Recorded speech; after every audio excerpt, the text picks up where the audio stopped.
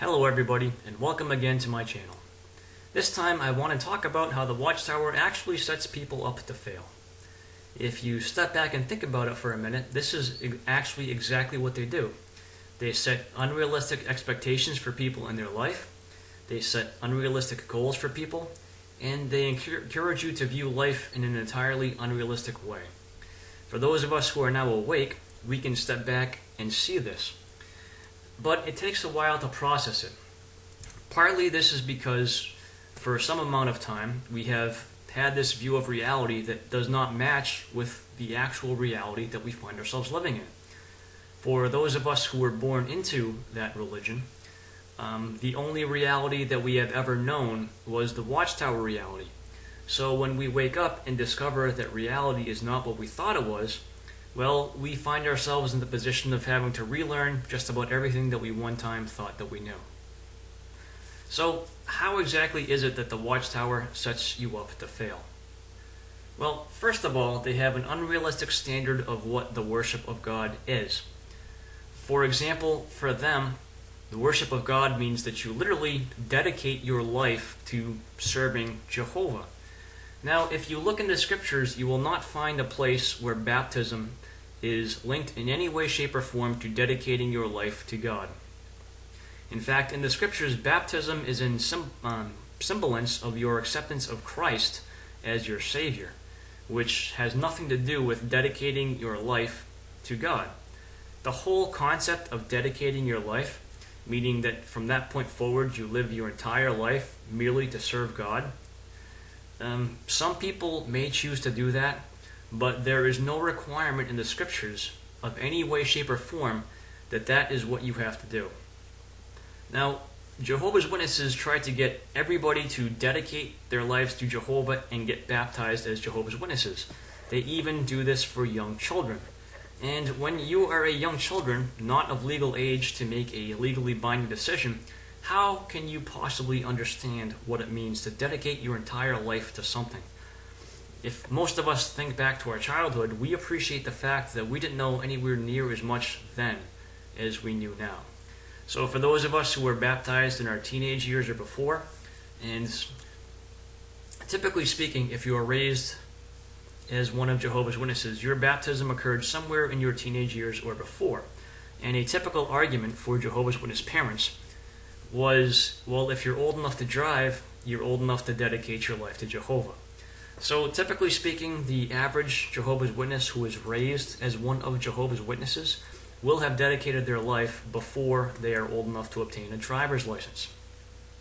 So once they have you dedicate your life, that means that the sole or the primary pursuit in your life should be the service of God.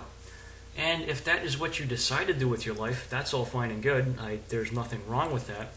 But there's nothing in the scriptures that indicate in any way, shape, or form that God expects us to spend the vast majority of our life doing things solely to serve God. So that's problem number one. But problem number two is the service to God is filtered through the lens of what the society deems acceptable service. That means their primary thing they're looking for is field service.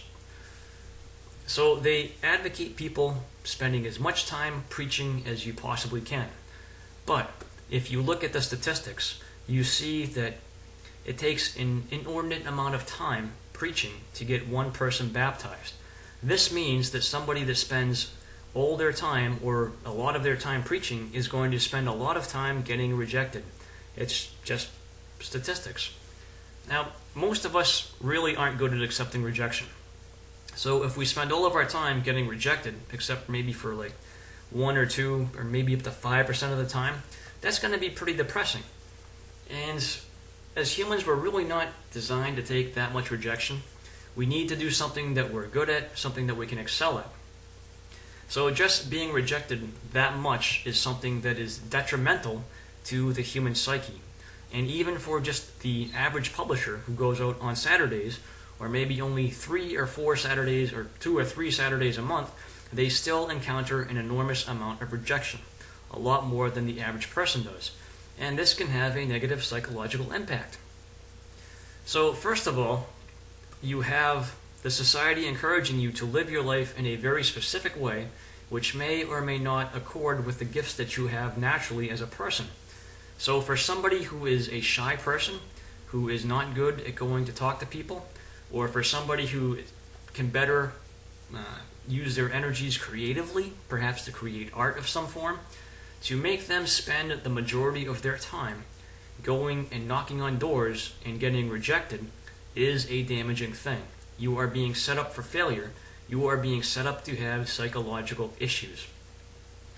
And moreover, you have to spend a lot of your time studying society publications.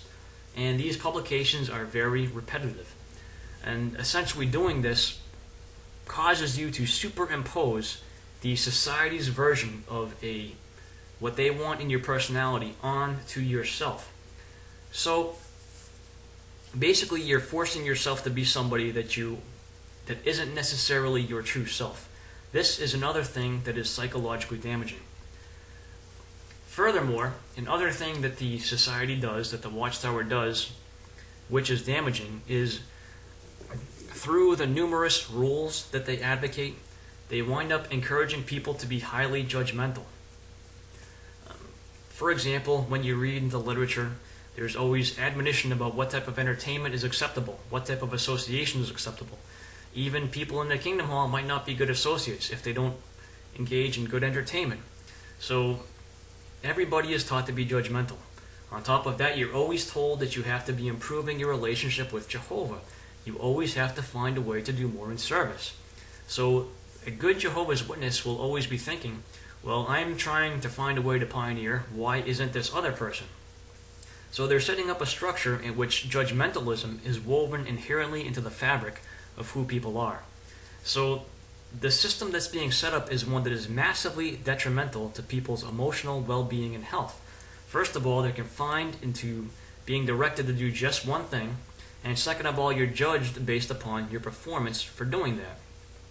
So basically speaking, you're set up to fail because you can never meet the standard that's being set for you, no matter how hard you try. And that's before you even get to all the things that you can be disfellowshipped for. Now, there are some people that do meet that standard and can. I am not saying it's impossible. But those are the individuals, most likely, that are either really good at suppressing who they really are, or two, they're people who would have lived in some similar fashion anyway. And I think that this is actually borne out by the data. If you look at it, only 34 to 37% of people who are born as Jehovah's Witnesses remain as Jehovah's Witnesses. And a big part of that is because there's a number of reasons, actually. So one reason is a lot of kids can't focus on the stuff that's being taught at the Kingdom Hall. And later on, when they get old enough to actually do it and focus on it, they realize how stupid the teachings are. And they're like, I can't believe that this is what I'm doing. I don't want to do this anymore, so they leave. Other kids, their parents convince them to do it, or they indoctrinate them, but later on, as they become adults, they realize that this isn't for them, and then they leave. Or things happen such as people wind up in bad marriages. I've heard a number of stories where people have followed verbatim almost the recommendations from the organization on how to have a courtship, how to select your mate, and when they have done that, they have had massive issues with the mate that they ended up with, because it turns out that their mate has massive emotional problems, and perhaps sometimes the other individual does as well. This is by far not uncommon among Jehovah's Witnesses. So literally speaking, they set you up to fail in your marriage. They give you the wrong criteria for selecting a mate, and they look down upon you if you actually use good criteria for selecting your mate. For them, the most important thing is how spiritually active is that individual. How many organizational activities do they do? You should select your marriage mate based upon whether or not you have the same goals for accomplishing organizational activities. A better recipe for failure I really can't think of.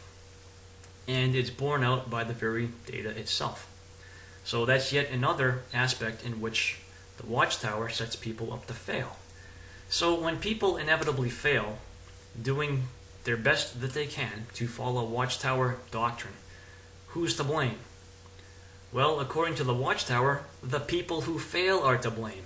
And what's the solution? The exact thing that made them fail to begin with. This is something that actually is typical of cults. The problem is the solution. So these people have failed because they have tried to make themselves something that they aren't. They have tried to follow a regimen that doesn't work for them because that's not their personality. And when they fail, they're told, well, you have to go and increase your regimen of doing those things that caused you to fail to begin with. So it's a very self-destructive situation that a lot of people are put in with. And that really helps to explain a lot of the problems that people have. And it helps to explain why there's such a high number of mental issues with those who are Jehovah's Witnesses. So as we consider this, one thing with this channel is I try to present information in a way that helps us to process what has been done with it. But a direction that I want to start taking this channel is more so in a positive direction. So I want to present the information that helps us to process what's been done to us, but also it's healthy for us to move on in a way that we can be happy. Not only is this healthy, but this is necessary. The Watchtower wants us to be angry and bitter when we leave. That's not healthy for us. Being angry and being bitter, it doesn't hurt the Watchtower one little bit. The only person that it hurts is us. So the wounds that have been dealt to us are deep, and the scars are there, and we need to acknowledge them. That's something that as humans we have to do, and we have to heal. But what we want to do is we want to focus on ways to move forward and be happy. There's no better way to disprove the Watchtower than leaving them and living a much happier life. In fact, not only being happy ourselves, but spreading happiness and love and kindness wherever we go. If we do that, we thoroughly demonstrate how wrong the Watchtower is. So I'm going to start advocating that that's the course that you try to take. One, because it's going to be better for us individually. We'll be happier ourselves. And when you do things that make other people happy, that also makes you happier as well as spreading happiness. You can start off small, smile at somebody, say hi to people that you see on the street, anything. Start small. First of all, try to be happy yourself. Focus on something that's good in life, because there's always something good.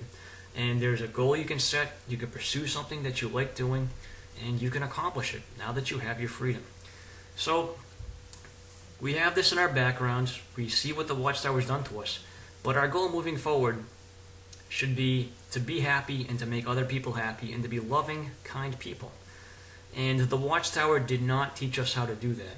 So we'll have to find other ways to learn how to do that. That's not to say that there are not kind, loving people that are Jehovah's Witnesses, because there are. But we want to find ways to do that ourselves, because that's probably the best thing that we can do. Find something that makes you happy and do it. And if you can make other people happy in the process, all the better. So that's my video for today. Thanks for watching.